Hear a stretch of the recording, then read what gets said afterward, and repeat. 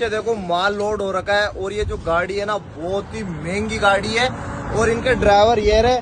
तो भाई क्या कर रहे हो, खाना बना रहे हो? जी। तो यार दोस्तों चढ़ने का कुछ इस तरीके का सेटअप है और ये खाना बना रहे।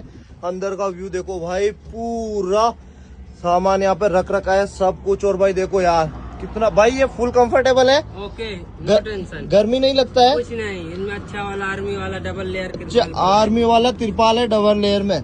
वाह भाई, अभी क्या बना रहे हो? अभी दाल चावल बना रहे हैं। अभी दाल चावल बना रहे हैं। कहाँ से हो आप? यूपी। अच्छा यूपी से हो जी। तो यार दोस्तों ये देखो भाई क्या ही गाड़ी है यार। तो अभी क्या हो गया, पंचर हो गया क्या? नहीं नहीं, सारे टायर रिमाउंड हो रहे हैं। अच्छा टायर रिमाउंड हो रहे हैं। जी।